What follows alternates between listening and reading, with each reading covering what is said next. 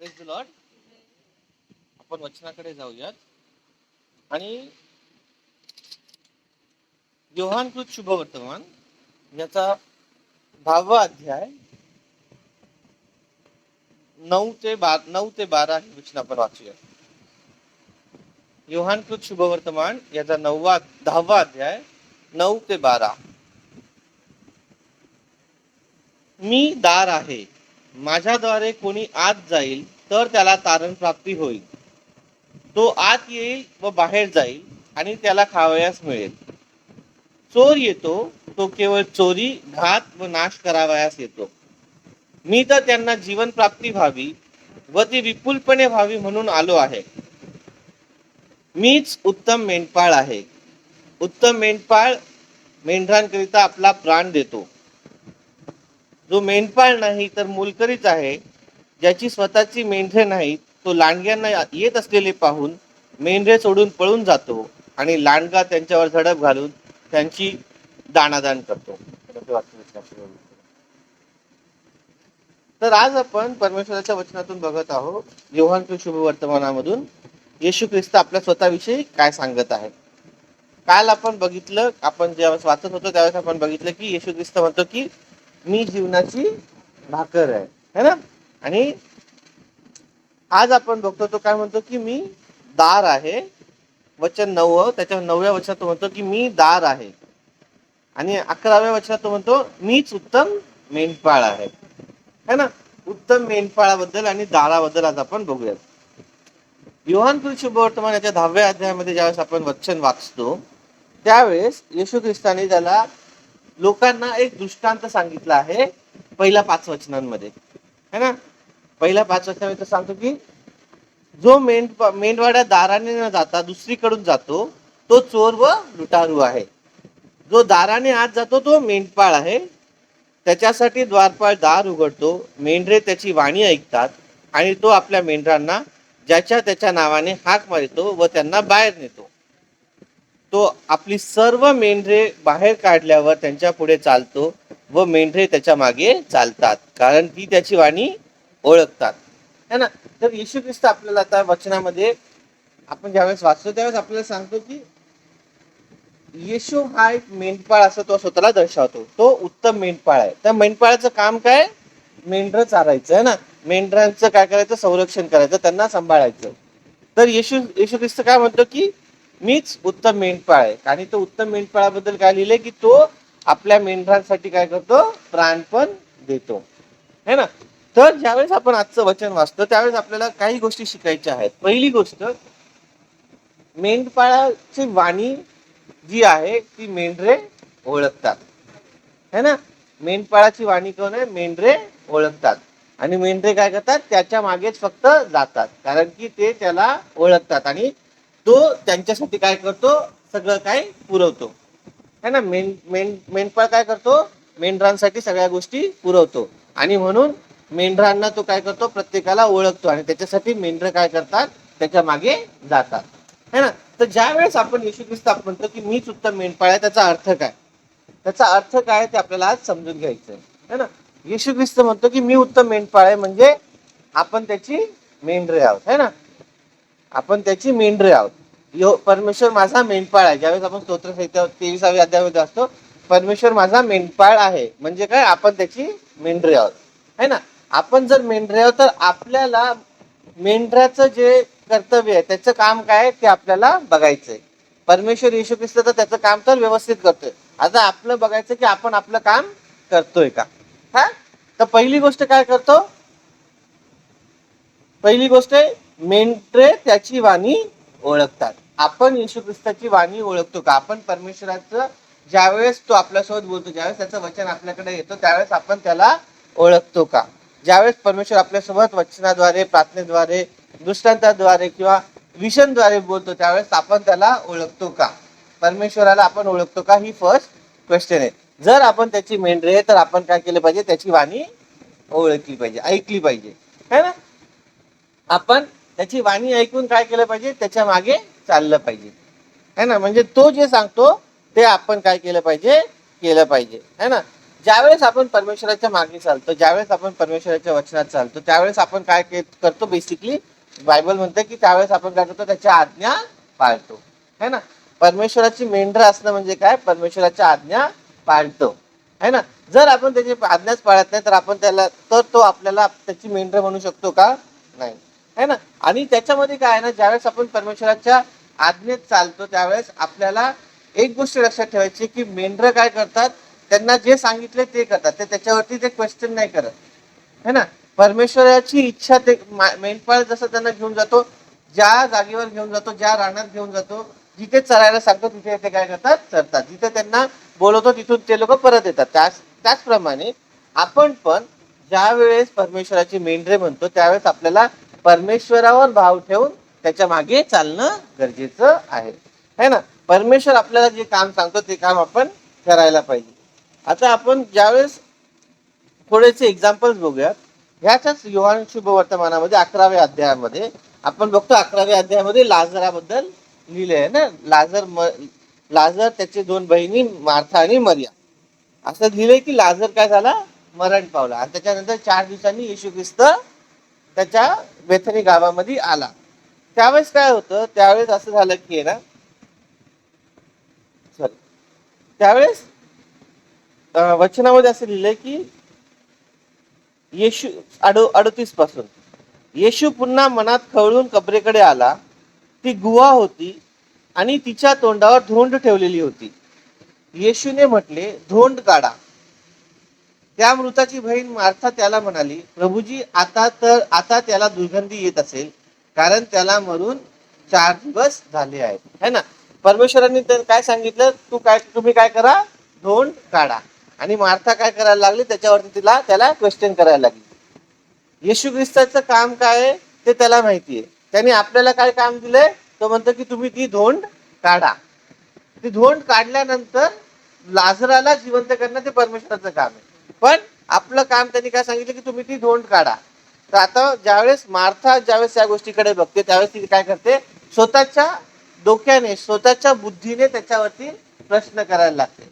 पण ज्यावेळेस आपण परमेश्वराची मेंढरे बनतो, ज्यावेळेस आपण परमेश्वराची मेंढरे बनतो, ज्यावेळेस आपण त्याचे शिष्य बनतो, त्यावेळेस आपण काय केलं पाहिजे? त्याची इच्छा पूर्ण केली पाहिजे. जो ती आपल्याला आज्ञा देतो त्या आज्ञा आपण काय केल्या पाहिजे?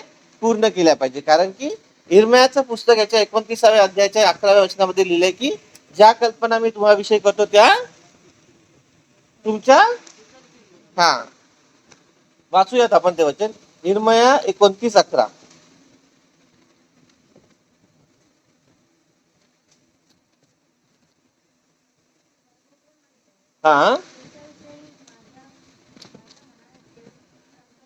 जे संकल्प आहेत ते मी जाणतो.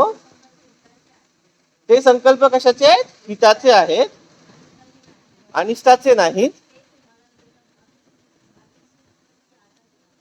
ते तुम्हास तुमच्या भावी सुस्थितीचे आशा देणारे आहेत, है ना. म्हणजे तुमच्यासाठी एक चांगली स्थिती, एक चांगलं परमेश्वरांनी जीवन पुढे ठेवलंय, त्याची आशा देणारे ते काय? संकल्प आहे. आता परमेश्वरांनी या 11व्या अध्यायामध्ये ज्यावेळेस आपण परत योहानामध्ये बघतो त्यावेळेस त्यांनी त्याचा संकल्प काय होता? की मी जाणार आणि मी लाजराला मृतातून जिवंत करणार, है ना. पण त्याचा तो संकल्प पूर्ण करायच्या मध्ये त्यांनी आपल्याला काय काम दिलं? त्यांनी त्या लोकांना काय काम दिलं? की तुम्ही ती धोंड सरपा, म्हणजे तो दगड तुम्ही काय करा? साईडला करा. आता जर येशू ख्रिस्त जर लाजराला मृतांमधून जिवंत करू शकतो तर तो दगड स्वतःहून सरकवू शकतो, है ना. तो दगडाला पण बोलू शकतो की दगड साईड हो, बरोबर. पण परमेश्वर काय करतो? त्याच्या कार्यामध्ये आपल्याला पण इन्व्हॉल्व करतो. ज्यावेळेस आपल्याला त्याच्या कार्यात इन्व्हॉल्व करतो त्यावेळेस आपल्याला तो जे काम देतो ते काम आपल्याला पूर्ण करायचं आहे.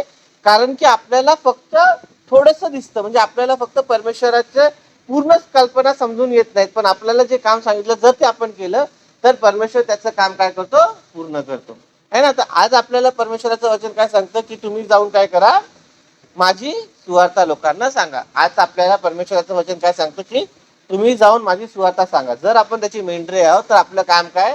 की आपण जाऊन लोकांना त्याची सुवार्ता सांगितली पाहिजे. लोकांना सुवार्ता सांगितल्यानंतर आपलं काम हे नाहीये की त्यांना विश्वासात आणायचं, किंवा आपलं काम नाही की त्यांना सगळ्या गोष्टी मध्ये त्यांना परिपूर्ण झाले पाहिजे, त्यांचा विश्वास वाढला पाहिजे. ते आपलं काम नाही. आपलं काम काय? सुवार्ता सांगायचं. आपलं काम काय? आपली साक्ष लोकांना सांगायची. ज्यावेळेस आपण आपलं काम करतो त्यावेळेस पवित्र आत्मा आपल्या साक्षीच्या द्वारे, आपल्या सुवार्तेच्या घोषणेच्या द्वारे काय करतो? त्याचं काम करतो आणि तो त्या लोकांच्या जीवनामध्ये परिवर्तन घडवतो. ज्यावेळेस आपण परमेश्वराच्या वचनामध्ये बघतो, ज्यावेळेस आपण बघतो ऍज अ ख्रिश्चन आपल्याला कसं जगायचं, तर परमेश्वर काय म्हणतो की तुम्ही काय करा? माझं काम करा. म्हणजे परमेश्वराचं काम करा म्हणजे काय काम करायला सांगितलं परमेश्वराने? परमेश्वराचं काम हेच आहे की त्याची घोषणा करा आणि ज्याला परमेश्वराने पाठवलं त्याच्यावर आपण काय केलं पाहिजे? विश्वास केला पाहिजे, है ना?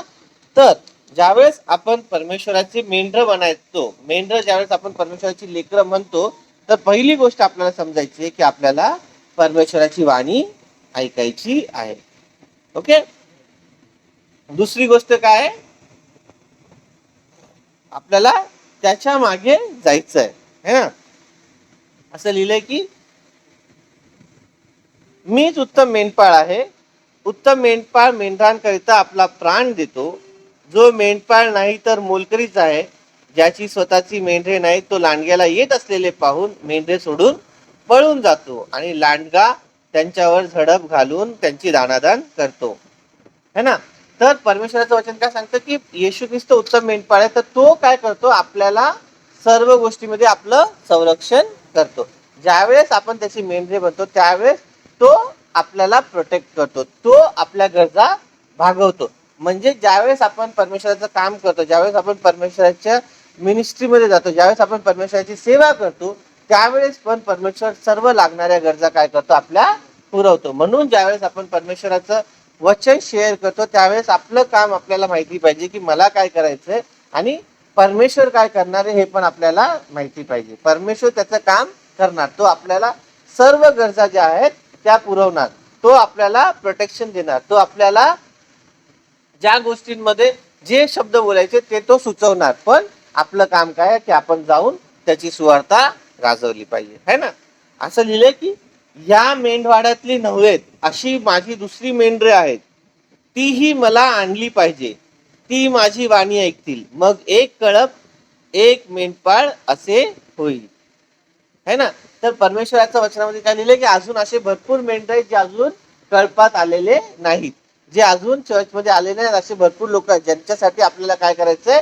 जाऊन परमेश्वराच्या वचनाची घोषणा करायची आहे. म्हणजे परमेश्वराचं वचन ज्यावेळेस आपण ऐकलं त्यावेळेस आपला तारण झालं आणि आपण मंदिरात आलो, आपण परमेश्वराच्या कळपात आलो. तर आता आपलं काम आहे की आपण जाऊन दुसऱ्या लोकांना सांगितलं पाहिजे. म्हणजे बाकीचे लोक ज्यांना परमेश्वरांनी निवडले ते पण काय होतील? एका कळपात येतील, ते पण चर्चमध्ये येतील, त्यांचं तारण होईल. आणि मग काय होईल? मग एक कळप एक मेंढपाळ असे होईल, है ना. परमेश्वर काय म्हणतो की मी जो माझ्यासाठी काय करायचंय, माझा जो एक कळप आणि एक मेंढपाळ होणार आहे, त्याच्यासाठी आपल्याला काय करायचं? परमेश्वरांनी त्याचं रक्त वाहून त्याच्यासाठी एक तारणाचा मार्ग तयार केला आहे. त्या तारणाचा मार्ग आपल्याला लोकांना सांगणं गरजेचं आहे. ज्यावेळेस आपण आपली साक्ष लोकांना सांगतो, ज्यावेळेस आपण लोकांना सांगतो की परमेश्वराने आपल्या जीवनात काय केलं, त्यावेळेस आपल्या साक्षीच्या द्वारे परमेश्वर काय करतो? त्यांच्या जीवनामध्ये कार्य करतो, है ना. तर परमेश्वराने आपल्याला काहीतरी काम दिलंय, परमेश्वराने त्याच्यासाठी ज्याचं काम ठेवलंय त्याचं काम तो स्वतः व्यवस्थित करतो. आपली आता बघायचं आहे की आपण आपलं काम करतोय की नाही करत आहे. जर आपण आपलं काम नाही करत तर काय होतं? जर आपण आपलं काम नाही केलं तर काय होणार?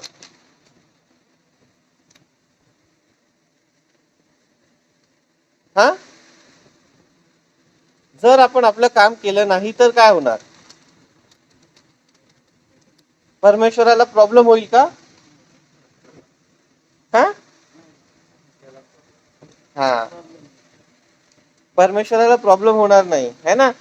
त्यावेळेस आपण एक वचन वाचूयात.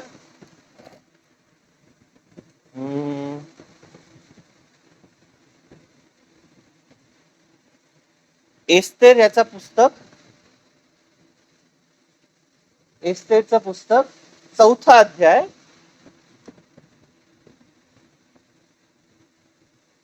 आणि तेरा वचनापासून वाचूयात. तर एस्तेर याच्यामध्ये काय झालं, एस्तेरच्या पुस्तकामध्ये आपण बघतो की हमानाने आज्ञा केली की सर्व यहुदी लोकांना मारून टाकण्यात यावं, है ना.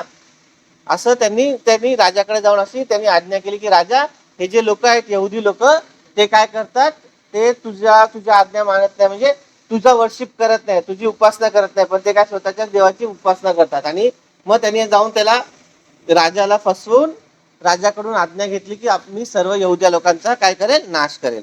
आणि त्यावेळेस एस्तेर जी एक यहुदी होती, ती राणी होती, है ना. तर मर्दकाय जो तिचा काका होता, त्यांनी काय केलं, त्यांनी जाऊन तिला सांगितलं. तेव्हा त्याने त्याच्या हस्ते एस्तेरला सांगून पाठविले की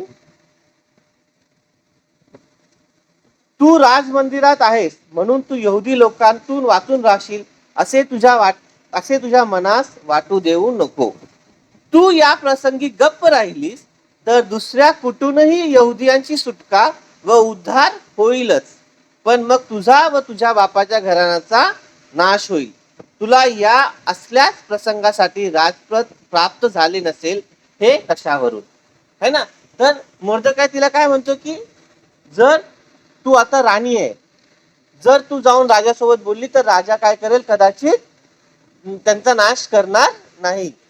पण जर तू गप्प राहिली तर तरी परमेश्वर काय करेल, कशा ना कशा तरीकेने, कशा ना कशा पद्धतीने तरी काय करेल, यहुद्यांचा उद्धार करेल. म्हणजे परमेश्वर आपल्या लोकांचा उद्धार करणार, त्याच्यामध्ये काही प्रॉब्लेम नाही, तो कोणत्या ना कोणत्या मार्गाने करणार.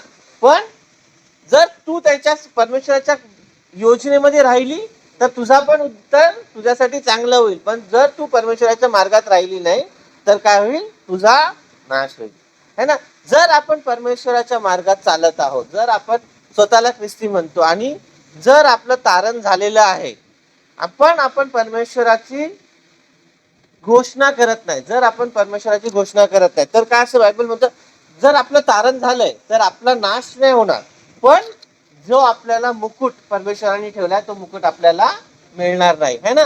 संत पाऊल म्हणतो की आहे ना, माझ्यासाठी काय मुकुट ठेवलेला आहे, मी माझी रेस पूर्ण केली. म्हणजे जे जे काम परमेश्वराने मला सांगितलं ते मी काय केलंय, पूर्ण केलंय, आणि आता मला काय मिळणार आहे, मुकुट मिळणार आहे.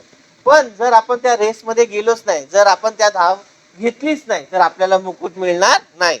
हा, परमेश्वरावर आपण विश्वास ठेवला, आपलं तारण झालं, त्याच्यामुळे आपल्याला स्वर्गात राज्य मिळेल, पण त्याच्यानंतरचं जे पुरस्कार आहे त्या पुरस्कारापासून काय होऊ, आपण वंचित राहू, है ना. तर परमेश्वर काय म्हणतो की ज्यावेळेस तो आपल्याला निवडून घेतो, ज्यावेळेस परमेश्वर आपल्याला त्याच्या राज्यात घेतो, त्यावेळेस आपलं काम आहे की आपण त्याच्या राज्यामध्ये, त्याच्या राज्याच्या वाढीसाठी काम केलं पाहिजे, है ना. परमेश्वराच्या वचनामध्ये असं म्हणतं की आहे ना, पीक खूप आहे पण काम मजदूर नाहीये, थोडे, है ना, काम करी थोडे. तर तुम्ही काय करा, प्रार्थना करा, है ना, की परमेश्वर काय करेल, अजून मजदूर पाठवेल, अजून कामकरी पाठवेल, है ना. तर परमेश्वराच्या जीवनात, परमेश्वराच्या राज्यामध्ये काम करायला खूप गरज आहे, खूप काम आहे, पण परमेश्वर काय म्हणतो, आता आपल्याला काम करायला सुरुवात केली पाहिजे. परमेश्वर या वचनाच्या द्वारे सर्वांना आशीर्वादित करेल. आमेन.